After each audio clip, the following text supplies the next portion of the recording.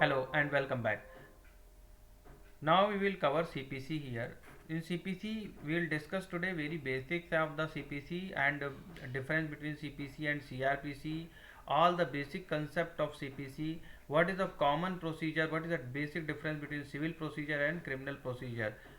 So before starting, I just requested to all of you, if you have not subscribed us, kindly like and subscribe us so that you can get the prior notifications and you can get notification for all our classes. नमस्कार दोस्तों, आज हम अपने topic CPC से शुरू करते हैं। हम सीपीसी की क्लासेस लेना मैंने शुरू कर दिया है। अगर आप लोगों ने अभी तक चैनल सब्सक्राइब नहीं किया है तो प्लीज़ लाइक एंड सब्सक्राइब कर लीजिए, जिससे कि आपको फर्दर नोटिफिकेशंस प्राप्त हो सके। सीपीसी में आज हम बहुत बेसिक चीज़ें डिस्कस करेंगे। सबसे पहले हम सीपीसी में जानते हैं कि इसको कितने पार्ट्स में डिवाइड किया गया। तो सीपीसी को कुल टोटल 11 पार्ट्स में डिवाइड किया गया है, 1 to 11। एंड इसमें जो सेक्शंस आते हैं 1 to 158, टोटल सेक्शन 158 सेक्शंस हैं, 1 से लेके 158 तक। और इसमें जो ऑर्डर हैं वो शेड्यूल 1 में दे रखे हैं। इससे पहले जो शेड्यूल था हमारा, तो इसमें जो शेड्यूल थे वो 5 शेड्यूल थे, 1 2 3 4 एंड 5, 5 शेड्यूल थे। इन 5 शेड्यूल में से जो ये शेड्यूल है ये अब नहीं है, खाली शेड्यूल 1 है हमारा इस सीपीसी में अमेंडमेंट के बाद। तो सीपीसी जो सिविल प्रोसीजर कोड है, इसमें अमेंडमेंट के बाद हमारे पास 5 शेड्यूल में से ना होकर के खाली हमारे पास शेड्यूल 1 है।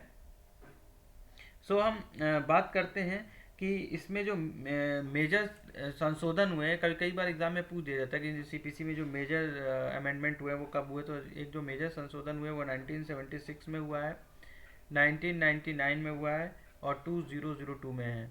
तो ये मेजर अमेंडमेंट्स हुए हैं सीपीसी में। तो सबसे पहले यहाँ पे इसमें जो बात करते हैं शेड्यूल 1 की। शेड्यूल 1 में जो ऑर्डर दे रखे हैं, इसमें टोटल ऑर्डर जो हैं 51 ऑर्डर्स दे रखे हैं। शेड्यूल 1 में, again I am repeating, schedule 1 में 51 ऑर्डर टोटल दे रखे हैं। और इसमें जो अपेंडिक्स हैं, ए से लेके एच तक अपेंडिक्स है। आपकी जो सीपीसी की बुक है उसको आप पीछे, आप अपनी सीपीसी की बुक खोलिए और उस सीपीसी के पीछे जो है अपेंडिक्स दे रखे हैं, या फिर आप इंडेक्स में देख सकते हैं। तो अपेंडिक्स ए से लेके एच तक अपेंडिक्स दे रखे हैं। और बहुत से लोग कहते हैं कि सर ड्राफ्टिंग की कौन सी बुक का पढ़ें या ड्राफ्टिंग हम कहाँ से अपनी बेटर करें।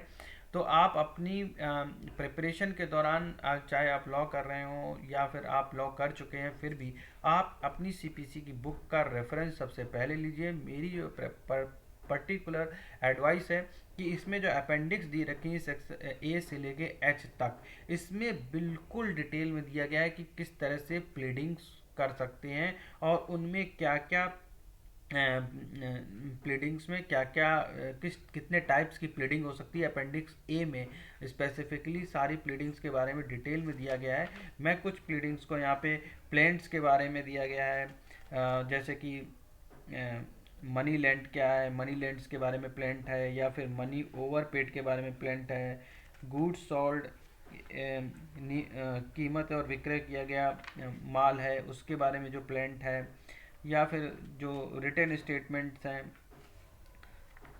Right, service and material of reasonable cost. So ये सारी प्लेंट्स के एग्जांपल दिए गए हैं इसमें अपेंडिक्स ए से एच तक। तो बहुत ही इंपॉर्टेंट है, हम लेटर वीडियोस में इसका डिस्कशन करेंगे। आज हम बिल्कुल बेसिक बताते हैं सीपीसी का। तो सबसे पहले हम बेसिक बताते हैं। Kindly bring your CPC book in front of you and make a notebook in front of you so that you can note down whatever I am telling to you. I am again telling, this is very important concept which I am telling to you, so kindly make a note of it, and then we will proceed further step by step.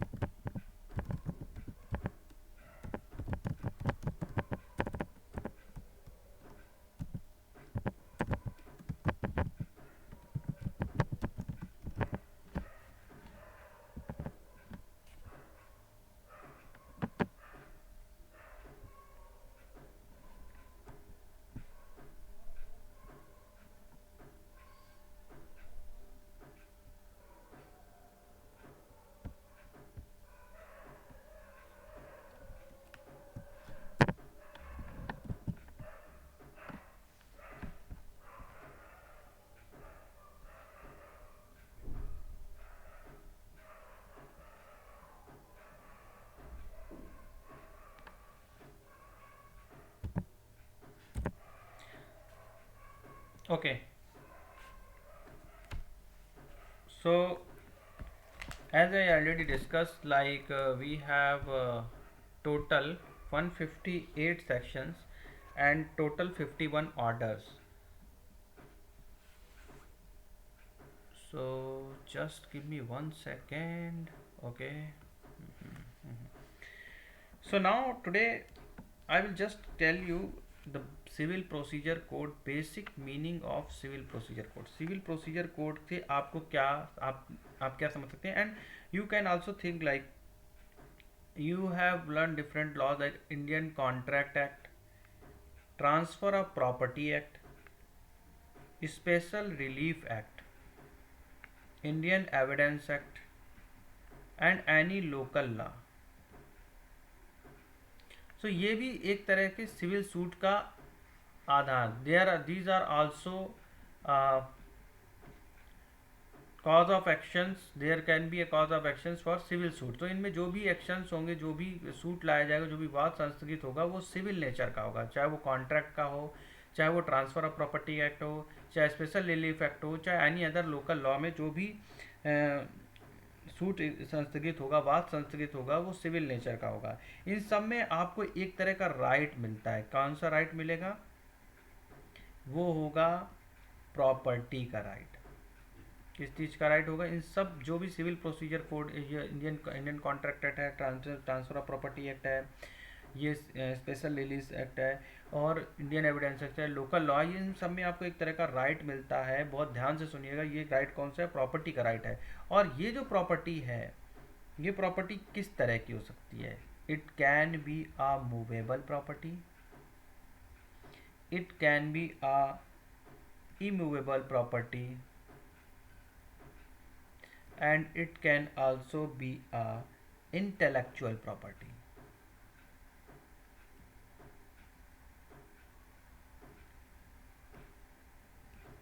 Okay, चाहे वो Indian contract act हो, चाहे वो transfer of property act हो, चाहे special और relief act हो, या अंदर कोई लोकल लॉ में, इन सब में जो का राइट इन्फ्रिंज हुआ है, तो इसमें राइट जो है वो किस चीज़ का होगा? प्रॉपर्टी का राइट होगा.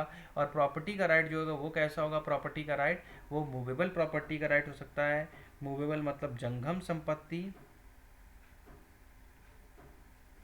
और इसमें इमूवेबल प्रॉपर्टी जो अस्थाई संपत्ति है इसका, और इंटेलेक्चुअल प्रॉपर्टी राइट्स हो सकते हैं. इंटेलेक्चुअल प्रॉपर्टी राइट्स कैसे होंगे?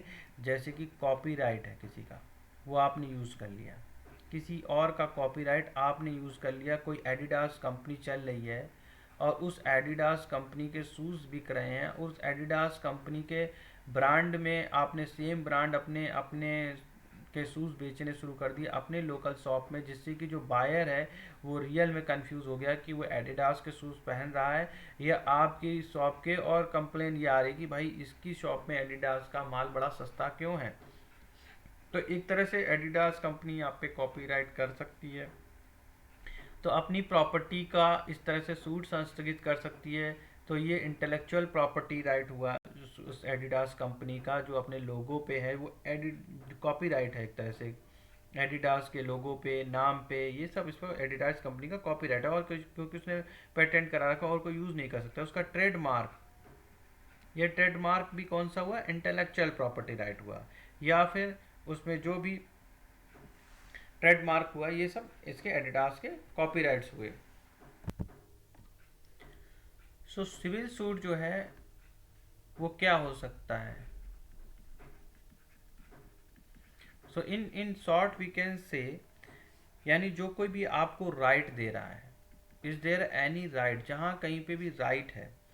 राइट जैसे कोई पुजारी है, उसका पूजा करने का राइट है, वो पूजा मंदिर में पुजारी है, उसका राइट है. वो अगर उसको कह दे कोई हटा दे, नहीं चलो तुम कल से पूजा नहीं करोगे आके यहाँ पे, तो कह रहा नहीं साहब मैं तो 10 साल से पूजा कर रहा हूँ इस मंदिर में, तो उसका राइट है वो. तो ये क्या राइट अगर उसका इन्फ्रिंज हुआ है, तो क्या ये मैटर ऑफ सिविल सूट हो सकता है? Matter of civil suit. तो यस, अगर कहीं पर भी राइट हुआ है राइट है किसी चीज़ को, किसी व्यक्ति को कोई बेनिफिट मिल रहा है, किसी प्रॉपर्टी पे उसका कोई राइट है जिसकी वजह से उसको कुछ बेनिफिट मिल रहा है और उसको उस बेनिफिट से वंचित किया जा रहा है, तो वो एक सिविल सूट का एक ग्राउंड हो सकता है न। सिविल सूट का मतलब कोई भी अगर आज के बाद क्वेश्चन पूछे तो सिविल सूट क्या है, तो सिविल सूट का मतलब होता है प्रॉपर्टी सूट। और अगर आपसे पूछे प्रॉपर्टी मतलब क्या है, तो प्रॉपर्टी तीन तरीके से मैंने डिफाइन की गई है: इमूवेबल प्रॉपर्टी, मूवेबल प्रॉपर्टी और इंटेलेक्चुअल प्रॉपर्टी। इंटेलेक्चुअल प्रॉपर्टी किसी का लोगो है, ट्रेडमार्क है, कॉपीराइट है, राइट। तो इस तरह से आपको सिविल सूट मतलब हो गया प्रॉपर्टी सूट। प्रॉपर्टी मतलब तीन तरह की प्रॉपर्टीज में आ गई: मूवेबल प्रॉपर्टी, इमूवेबल प्रॉपर्टी और तुम्हारा इंटेलेक्चुअल प्रॉपर्टी। इंटेलेक्चुअल प्रॉपर्टी में लोगो भी हो सकता है, ट्रेडमार्क भी हो सकता है और कॉपीराइट भी हो सकता है। तो सिविल सूट का मतलब सीधा सीधा हो गया, यहाँ पे हर वो चीज़ प्रॉपर्टी हो सकती है या बन सकती है जो मैंने कैटेगरी आपको यहाँ पे बताई हुई है। तो ये यहाँ तक समझ में आया आप लोगों को? ओके, तो आगे बढ़ते हैं। अब मैं आप लोगों को जो है बहुत सिंपल पॉइंट और बताने जा रहा हूँ। बहुत इंपॉर्टेंट और बेसिक डिफरेंसेस हैं civil procedure code. CPC start करने से पहले आपको ये सब पता होना चाहिए कि ये हम जो सीपीसी पढ़ रहे हैं, why we are reading this CPC civil procedure code, हम क्यों पढ़ रहे हैं, इसका क्या मतलब है और हम इसमें क्या क्या ऐसे बेसिक डिफरेंसेस हैं जिसको हमारे बेसिक स्टार्टिंग पॉइंट क्या हो, तो क्या कॉमन पॉइंट्स हैं ऐसे। So what are the common points, तो आज हम वो डिस्कस करेंगे। Common point between CPC and CrPC. दो प्रोसीजर है हमारे पास, कानून में हमें दे रखे हैं। एक सिविल प्रोसीजर है, एक है क्रिमिनल प्रोसीजर। अब इन सिविल प्रोसीजर में और क्रिमिनल प्रोसीजर में एक जो सबसे बड़ी चीज़ है वो है रीज़न, कारण। रीज़न यहाँ पे क्या है, क्यों सिविल सूट लाया गया, यानी कि सिविल सूट का लाने का क्या रीज़न है यहाँ पे। सिविल सूट लाने का क्या रीज़न हो सकता है, या फिर क्रिमिनल प्रोसीजर करने का जो भी प्रोसीजर हो रहा है उसका क्या रीज़न हो सकता है। तो यहाँ पे रीज़न अलग होगा और यहाँ पे रीज़न अलग होगा। Note it out. यहाँ पे रीज़न जो है वो है कॉज ऑफ एक्शन। यहाँ पे जो रीज़न है वो कॉज ऑफ एक्शन है और यहाँ पर कोई भी जो रीज़न है वो क्या होगा, अपराध, ऑफेंस। अगर किसी स्टेट के अगेंस्ट ऑफेंस हुआ है तो इसका मतलब क्रिमिनल प्रोसीजर शुरू किया जा सकता है। कंप्लेन के बेसिस पे, एफआईआर के बेसिस पे हम क्रिमिनल प्रोसीजर को शुरू कर सकते हैं। यहाँ पर कॉज ऑफ एक्शन होता है कि कॉज ऑफ एक्शन पार्टीज हमेशा लेके आएंगी और जिस पार्टी के राइट को इन्फ्रिंज किया गया होगा, जिसका राइट इन्फ्रिंज होगा, जिस पार्टी का राइट इन्फ्रिंज होगा वो पार्टी यहाँ पे वाद हेतुक बोलते हैं, इसको हिंदी में लिख सकते हैं वाद हेतुक। काइंडली नोट डाउन, वाद हेतुक कॉज ऑफ एक्शन। जिस पार्टी का यहाँ पे एक तरह से कह सकते हैं कि राइट इन्फ्रिंज हुआ है, वो पार्टी यहाँ पे कॉज ऑफ एक्शन या वाद हेतुक लेकर के आएगी। इसके कुछ एक्सेप्शंस हैं वाद हेतु के, वो अभी हम डिस्कस नहीं करेंगे, हम बाद में करेंगे, लेकिन फिर भी जैसे कि स्पेशल रिलीफ एक्ट है, स्पेशल रिलीफ एक्ट का सेक्शन 34 है। तो यहाँ पे सेक्शन 34 में एक तरह से ये दे रखा है कि इस बात का यहाँ पे जिक्र हो रखा है कि जैसे ही कोई पर्सन आपका टाइटल डिनाई करता है, कि कोई व्यक्ति है उसने आपको टाइटल डिनाई कर दिया है मान लो, या फिर ये कह सकते हैं कि डिनाई करने में इंटरेस्टेड है, कि आपका टाइटल वो डिनाई करने में इंटरेस्टेड है, तो उसके विरुद्ध क्या आप डिक्लेरेशन करवा सकते हो, या फिर रिक्वायरमेंट है कि इसका सर्टिफिकेशन लाना होगा आपको कोर्ट से। तो यहाँ पे ये इसका टाइटल डिनाई का सर्टिफिकेशन आपको कोर्ट से लाना होगा, या फिर इसका एग्जाम सेक्शन है सक्सेशन एक्ट में। तो अभी इसको हम डिस्कशन नहीं करते हैं, हम simple cause of action, because हम पहली क्लास देख रहे हैं इसकी सिविल प्रोसीजर कोड की, तो हम एक सिंपल लैंग्वेज में समझने की कोशिश करेंगे जो आप लोगों को। तो अब यहाँ पे कॉज ऑफ एक्शन, पहला पॉइंट है कॉज ऑफ एक्शन। अब दूसरा पॉइंट आएगा कौन लाएगा, कौन करेगा कॉज ऑफ एक्शन। ये तो कौन करेगा इसमें? पार्टीज। यहाँ पे पार्टीज करेंगी, तो पार्टीज एक पार्टी करेगी दूसरी पार्टी के ऊपर, और जो पहली पार्टी होगी वो प्लेंटिफ होगी, और जो दूसरी होगी वो जिसके ऊपर कॉज ऑफ एक्शन लाया गया होगा वो डिफेंडेंट होगी। तो पहली पार्टी जो होगी वो प्लेंटिफ होगी, और दूसरी पार्टी कौन सी होगी? डिफेंडेंट होगी। ठीक है, तो दो चीज़ें मैंने बताई आपको।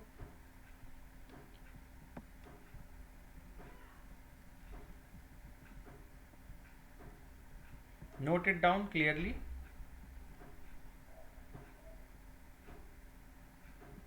नहीं तो इसका वीडियो तो अवेलेबल है आपके पास, यूट्यूब में है इस समय, so you can note it from there as well. Okay, so पहला हमने सीपीसी में देखा, हमने पहले सीपीसी की बात जो करी, यहाँ पे हमने जो फर्स्ट पॉइंट आएगा वो यहाँ पे आएगा कॉज ऑफ एक्शन। सूट का जो सिविल सूट हुआ है उसका ग्राउंड होगा कॉज ऑफ एक्शन, जो सिविल प्रोसीजर स्टार्ट होगा उसका ग्राउंड होगा कॉज ऑफ एक्शन, और इसमें इसका ग्राउंड होगा ऑफेंस। पहली चीज़। दूसरी चीज़ जो है वो मैं बता देता हूँ। दूसरी चीज़ जो है यहाँ पे कॉज ऑफ एक्शन वाद हेतु जो है कौन लाएगा? यहाँ पे लाएंगी parties, parties in the suit. तो parties plaintiff and defendant, right. और यहाँ पे क्रिमिनल प्रोसीजर कोड में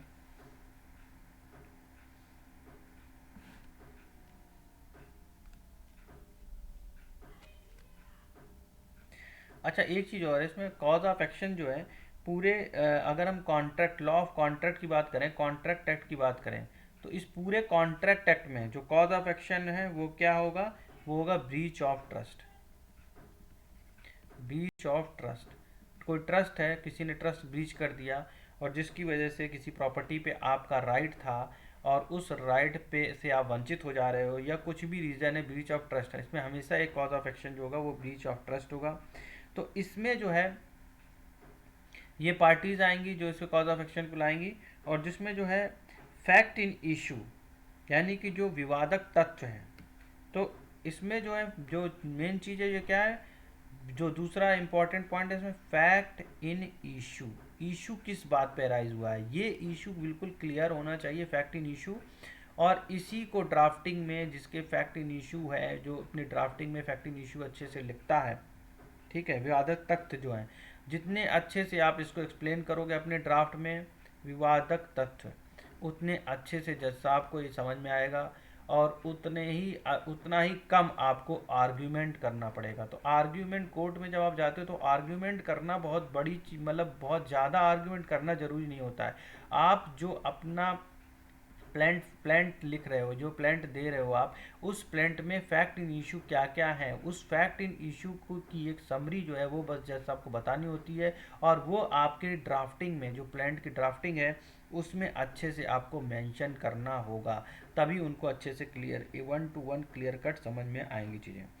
ठीक है, तो इसमें जो सिविल का ग्राउंड है, जो यहाँ पे फैक्ट इन इशू है, तो यहाँ पे इशू क्या है, जिसकी वजह से ये सिविल प्रोसीजर कोड है और जिसकी वजह से ये क्रिमिनल प्रोसीजर कोड है। तो यहाँ पे कॉज ऑफ एक्शन है, यहाँ पे ऑफेंस है, तो यहाँ पे फैक्ट इन इशू होगा, और यहाँ पे जो होगा ये चार्ज होगा, किसी के खिलाफ चार्ज फ्रेमिंग होगी। जितनी अच्छी चार्ज फ्रेमिंग होगी उस हिसाब से, तो यहाँ पे चार्ज फ्रेमिंग होगी, यहाँ पे ऑफेंस है, ऑफेंस के अगेंस्ट जो चार्ज लगाए जाएंगे, तो आप जितने अच्छे से चार्जेस को एक्सप्लेन कर सकते हो, लिख सकते हो बाकायदे चार्जेस को, किसके इसने ये काम किया है, इसकी वजह से इसके ऊपर ये चार्जेस हैं, वो चार्जेस हैं, तो जितने अच्छे से आप चार्जेस को लिख सकते हो उतना ही आपके लिए बेटर है।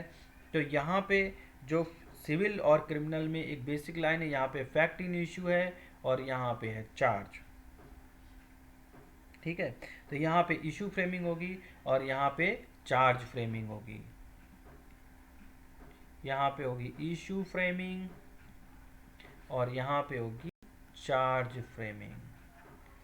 यहाँ पे इशू फ्रेमिंग होगी और इसमें होगी चार्ज फ्रेमिंग। तो आई होप यहाँ तक आपको बिल्कुल क्लियर हो गया होगा। अब देखिए इशू फ्रेमिंग या चार्ज फ्रेमिंग हो गई, अब क्या होगा? चार्ज कर दिया। ये सबसे पहले आया कॉज ऑफ एक्शन, यहाँ पे आया कॉज ऑफ एक्शन। देखो एक चीज़ ये है कि मैंने भी बहुत अच्छी स्लाइड बनाई थी ये। मैं सोच रहा था कि आज मैं स्लाइड से ही प्रेजेंटेशन दूंगा, लेकिन स्लाइड से प्रेजेंटेशन देना और पढ़ के बिल्कुल एकदम बोल देना, लोगों के अच्छे लाइक्स एंड सब्सक्राइब्स हैं। Again I can remind you, kindly like and subscribe my channel with hashtag Dev IAS Study Center, law classes by Dev sir, Judiciary to 2023. These are new hashtag of our channel. So इसमें ये है कि काफ़ी लोगों की काफ़ी likes and subscribes मैं देखता हूँ, जो अच्छा कंटेंट उन्होंने बस एक तरह से बेयर एक्ट की एक एक लाइन उन्होंने लिख दी है अपनी पीपीटी में। सो बेयर एक्ट की एक एक लाइन लिखना, मैंने भी इसी तरह से बेयर एक्ट की लाइन लिख के आज एक्सप्लेन करने की कोशिश की थी, लेकिन फिर मुझे लगा नहीं यार, अपनी स्टाइल में पढ़ाते हैं ताकि लोगों को बिल्कुल क्लियर कट आइडिया लगे कि नहीं यार। बिकॉज मेरे हिसाब से अगर नोट्स या आप इस तरह से करना है बेयर एक्ट से ही, तो आप बुक से भी कर सकते हैं, बट मेन चीज़ है कि आपको समझ में आना चाहिए। And if you are understanding then you can write enough in your exam. आपको आंसर राइटिंग की प्रैक्टिस तभी आप आंसर राइटिंग कर सकेंगे जब कीवर्ड्स आप अपने दिमाग में बैठा लोगे। अगर आपको कीवर्ड्स ही नहीं समझ में आए, आंसर आप कितना भी बढ़िया कितनी ज़्यादा जितनी ज़्यादा थ्योरेटिकल जितना ज़्यादा आप नोट्स बनाएंगे, आई मीन अगर नोट्स में जितना ज़्यादा आप लिखेंगे उतने ही आप ज़्यादा कंफ्यूज होंगे। As short as you can, जित नोट्स बनाते समय जितना कम से कम लिख सकते हैं आप उतना कम से कम लिखिए, ताकि बस वही आपको रिवाइज करना पड़े। बाकी ज़्यादा से ज़्यादा के लिए आप बुक रेफ़र कीजिए, बुक या फिर बेयर एक्ट। तो ज़्यादा से ज़्यादा के लिए आप बुक और बेयर एक्ट का फॉलो कीजिए और कम से कम अपने नोट्स बनाइए, जिससे कि एग्ज़ाम टाइम में आपको टेंशन नहीं होगी, आपके दिमाग में वो कीवर्ड्स घूमते रहेंगे। हो सके तो चार्ट बना लीजिए, जैसे मैंने ये बताया कि चलो सीपीसी सीआरपीसी, तो किसमें हुआ कॉज ऑफ एक्शन, इसमें क्या हुआ ऑफेंस, बस इतना ही। बाकी आपको याद रखना है, आपके माइंड में डेफिनेशन रटने की ज़रूरत नहीं है, रटोगे तो फिर वो ऑटोमेटिकली आपको याद नहीं रहेगी। यहाँ पे कॉज ऑफ एक्शन है तो क्या होगा, इशू फ्रेमिंग होगी, यहाँ पे इशू फ्रेमिंग होगी, और सीआरपीसी में क्या होगी, चार्ज फ्रेमिंग। पूरा प्रोसीजर मैं आपको बता रहा हूँ डिफरेंस के साथ। अब यहाँ पे चार्ज फ्रेमिंग होगी।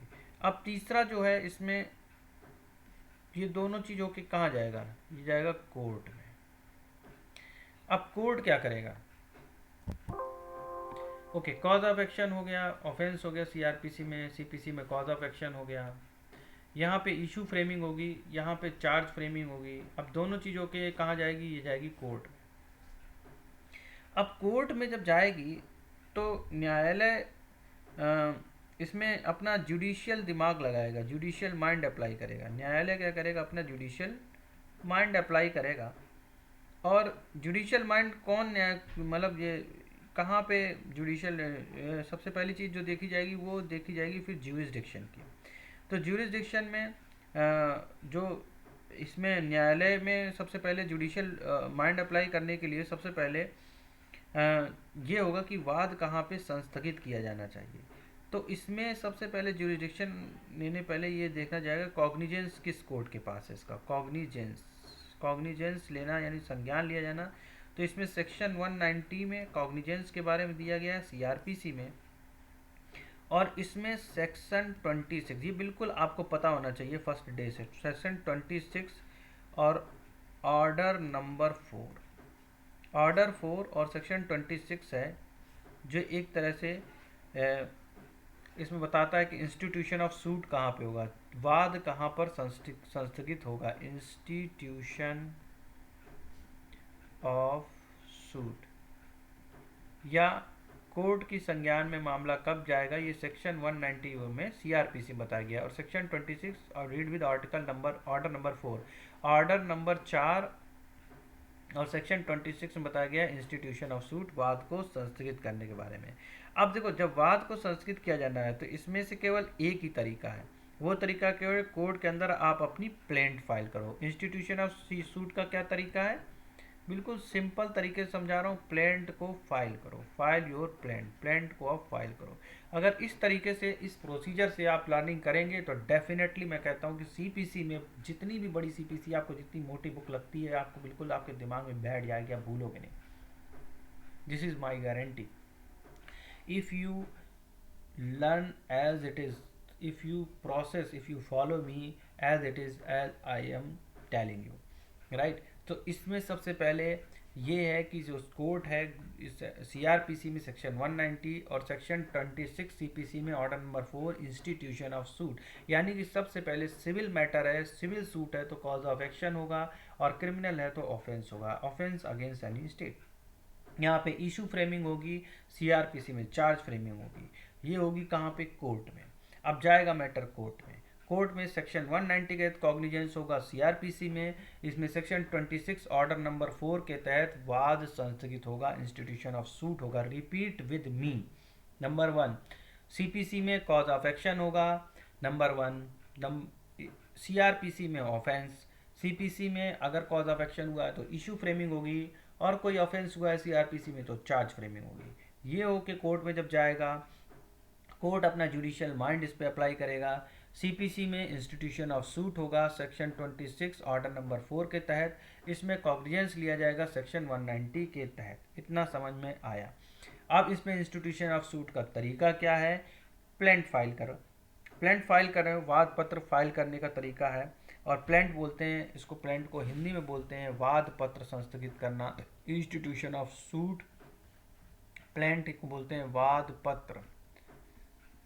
ओके, यहाँ पे प्लेंट फाइल होगा, और प्लेंट जो फाइल होगा इसमें प्लेंट कैसे फाइल होती है, ये ऑर्डर नंबर 17 में इसकी प्रक्रिया दी गई है, ऑर्डर नंबर 17 में इसकी प्रक्रिया दी गई है, वाद संस्थगित करने की प्रक्रिया। तो इस तरह से आपको अपने आप ही सारे ऑर्डर सीक्वेंस में याद रहेंगे। अगर आप सीक्वेंस वाइज याद करने की कोशिश करेंगे तो मुश्किल है कि याद रह पाए, लेकिन सीपीसी बहुत इजी लगेगी, आपके दिमाग में, माइंड में, टिप में बैठ जाएगी अगर आप इस तरह से उसको प्रोसीजर के तहत समझते हैं। उसका प्रोसेस क्या है कि सबसे पहले कॉज ऑफ एक्शन हुआ, फिर इशू फ्रेमिंग हुई, फिर जुडिशियल माइंड में सेक्शन 26 ऑर्डर नंबर 4 के तहत इंस्टीट्यूशन ऑफ सूट होगा, फिर प्लान फाइल होगी ऑर्डर नंबर 17 के तहत, और ऑर्डर नंबर 7 के तहत प्लान फाइल होगी, एंड ऑर्डर नंबर 7 यानी ऑर्डर नंबर 7 में वाद पत्र संस्कृत करने की प्रक्रिया दे रखी है, प्लान फाइल करने का प्रोसेस है, सॉरी ऑर्डर नंबर 7 है ये, ऑर्डर नंबर 7 में वाद पत्र यानी प्लान फाइल करने की प्रक्रिया को समझा रखा है। अब क्रिमिनल कोर्ट में प्रोसीजर कैसे होता है, क्रिमिनल कोर्ट में भी वही तरीका है। सेक्शन 190 में कोर्ट कब संज्ञान लेगा, कोर्ट अपने आप तो कोर्ट को पता नहीं चलेगा, इसमें कोर्ट को कब पता चल जाएगा, जब वाद संस्थगित होगा, इंस्टीट्यूशन ऑफ सूट होगा, प्लान फाइल की जाएगी।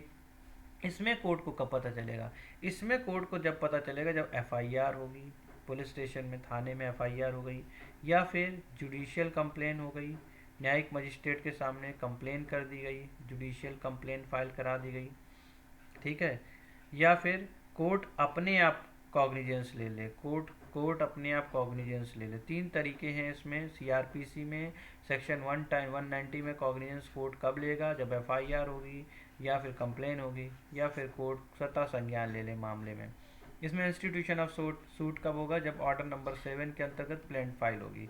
जब प्लेंट फाइल होगी तभी वाद संस्थगित माना जाएगा। तो यहाँ तक मैं मान के चलूँ कि आपको समझ में आ गया है। सबसे पहला प्रोसेस है कॉज ऑफ एक्शन, दूसरा तरीका इशू फ्रेमिंग, फिर इशू फ्रेमिंग में कोर्ट कब मामले का संज्ञान लेगा, जब सेक्शन 26 ऑर्डर नंबर 4 के तहत इंस्टीट्यूशन ऑफ सूट होगा।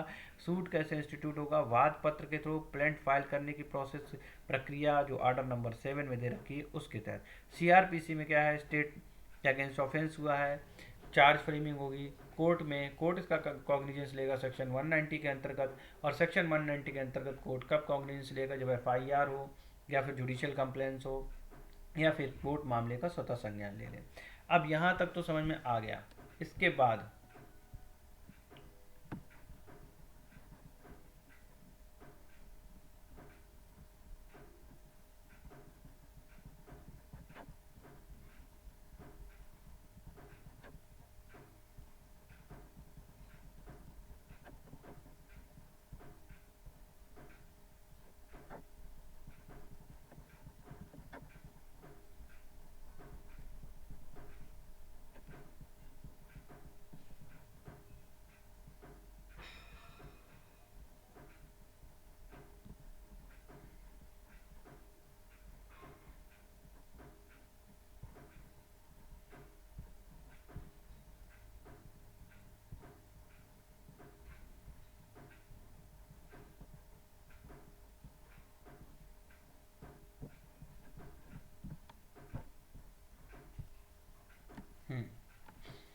अब इसके बाद आता है कोर्ट के पास चला गया मैटर, कोर्ट ने कॉग्निजेंस ले लिया, तो यहाँ पे मैं लिख देता हूँ, यहाँ पे सेक्शन 26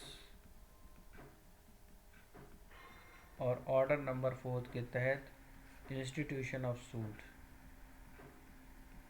इंस्टीट्यूशन ऑफ सूट हो चुका है सिविल प्रोसीजर में, और सीपीसी की प्रक्रिया ये है, सीआरपीसी की प्रक्रिया ये रही।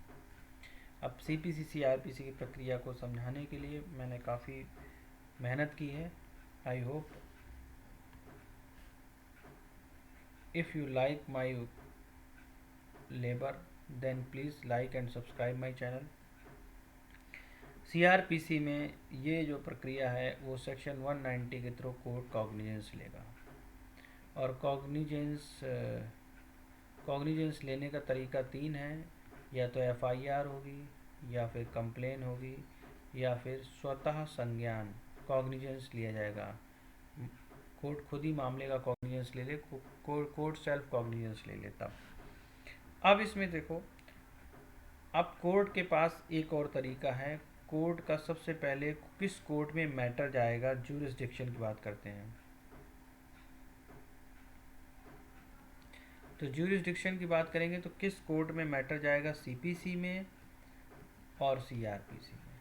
तो आपको मैंने बता रखा है, मेरी लेक्चर सीरीज़ है, इसमें 177 से लेके 189 तक सीआरपीसी मैंने काफ़ी अच्छे से एक्सप्लेन करी हुई है अपने चैनल पे। तो 177 से लेके 189 में आपका यहाँ पे कॉग्निजेंस है, जहाँ पर क्रिमिनल मामले को कोर्ट सुनेगी। ऑफेंस अगर कोई कमिट हुआ जाएगा तो अपराध के संबंध में किस कोर्ट के पास ज्यूरिसडिक्शन है, वो 177 से लेकर 189 में आप देख सकते हैं। आप डिटेल में वीडियो जा कर के मेरा देख सकते हैं सीआरपीसी के प्रोसीजर को देखने के लिए। सीपीसी में सेक्शन 15 से लेकर 25 तक, 15 से लेकर 25 तक यहाँ पर कॉज ऑफ एक्शन अराइज होगा। सिविल कोर्ट का ज्यूरिसडिक्शन जो है वो ज्यूरिसडिक्शन डिपेंड करेगा प्रॉपर्टी किस तरह की है, या ज्यूरिसडिक्शन जो है सेक्शन 15 से लेकर 25 तक यहाँ पर कॉज ऑफ एक्शन अराइज होगा। और सिविल कोर्ट का जो ज्यूरिसडिक्शन है, ज्यूरिसडिक्शन डिपेंड करेगा, depends on property type, depends on property type. Property के टाइप पर ज्यूरिसडिक्शन डिपेंड करेगा कि यह 1 साल से ज़्यादा अवधि तक की है, या फिर इमूवेबल प्रॉपर्टी है, या फिर अनसर्टेन प्रॉपर्टी है। अनसर्टेन प्रॉपर्टी है, 1 साल से ज़्यादा की प्रॉपर्टी है, और इमूवेबल प्रॉपर्टी है। तो ये ज्यूरिसडिक्शन डिपेंड करता है प्रॉपर्टी के टाइप के ऊपर, जिसमें सेक्शन 15 से लेके 25 तक जो है वो डिफाइन किया गया है। थोड़ा और क्लियर लिख देता हूँ ताकि आप लोगों को अच्छे से समझ में आए।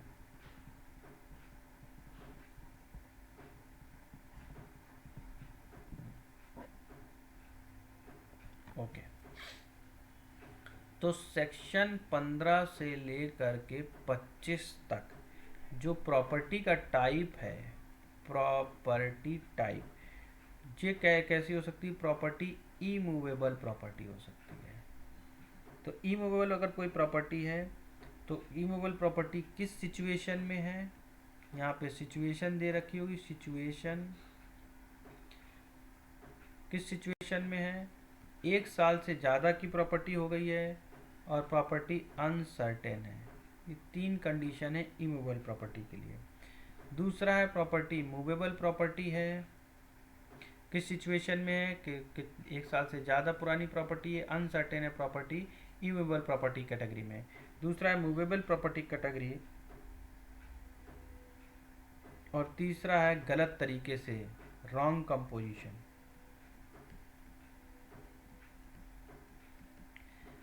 गलत तरीके से एक्वायर की हुई प्रॉपर्टी। तो सिविल मामलों में कौन सा कोर्ट सुनवाई करेगा, ये इस प्रॉपर्टी के टाइप के ऊपर डिपेंड करता है कि इमूवेबल प्रॉपर्टी है, मूवेबल प्रॉपर्टी है, या रॉन्गफुली कंपोजिशन प्रॉपर्टी है। यानी कि सेक्शन 15 से लेके 25 तक प्रॉपर्टी का टाइप के ऊपर डिपेंड करेगा कि आपका ज्यूरिसडिक्शन किस कोर्ट में होगा। ऑफेंस में ये नहीं देखा जाता है कि किसके साथ ऑफेंस हुआ है, जहाँ पे वो ऑफेंस हुआ है उस कोर्ट का ज्यूरिसडिक्शन वहाँ का माना जाएगा, जिस स्टेट में ऑफेंस हुआ है वहाँ का ज्यूरिडिक्शन माना जाएगा ऑफेंस की कैटेगरी में। ठीक है, तो ये सिंपल सा जो कंसेप्ट है ज्यूरिडिक्शन का।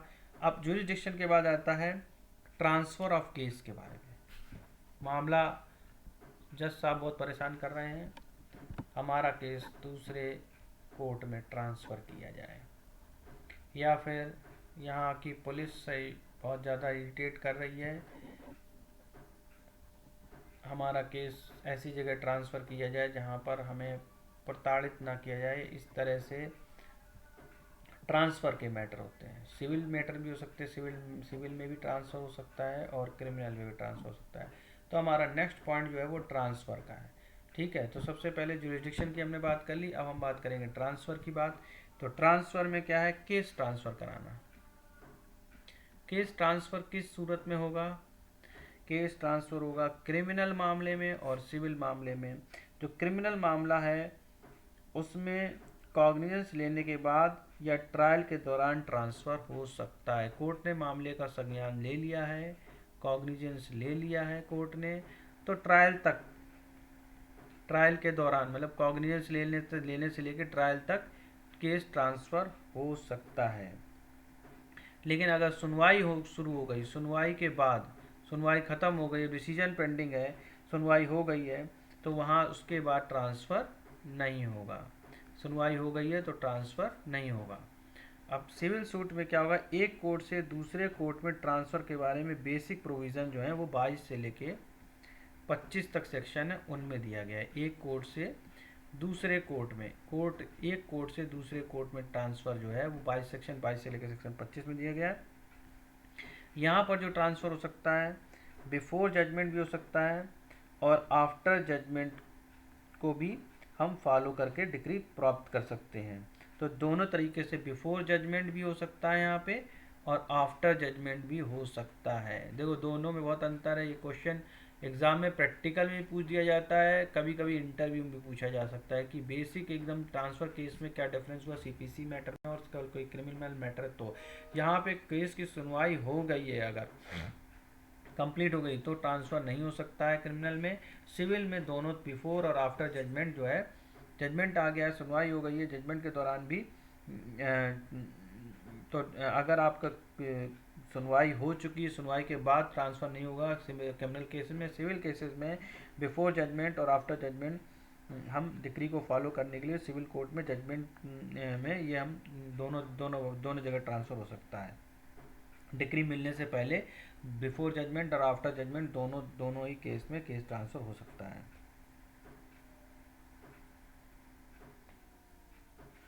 डिक्री क्या होती है, अब डिक्री वो जजमेंट को टू द पॉइंट वो कन्वर्ट कर देते हैं, जो भी रेमेडीज देनी होती है वो बता देते हैं, वही डिक्री होती है।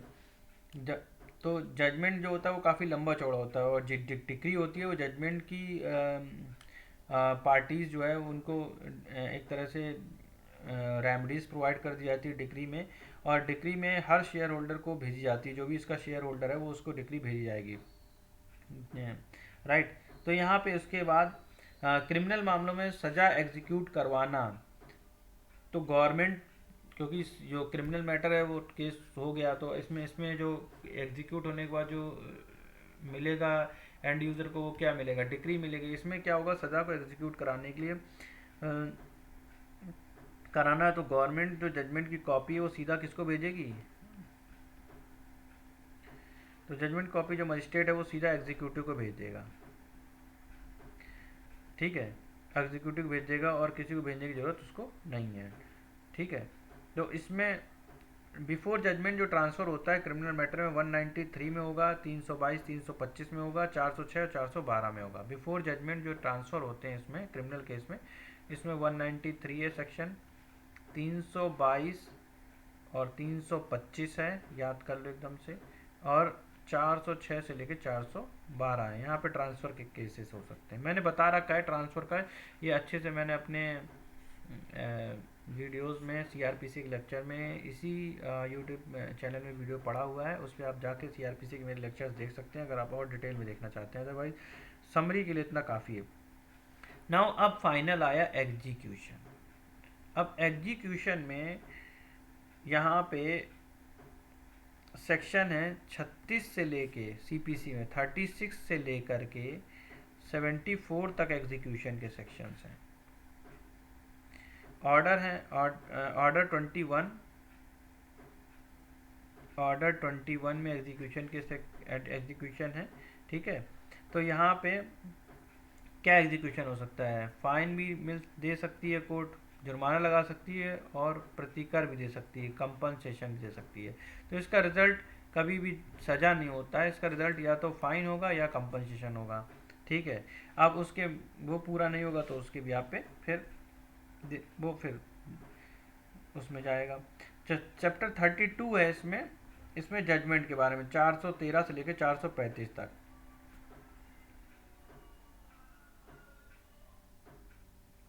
सीआरपीसी में।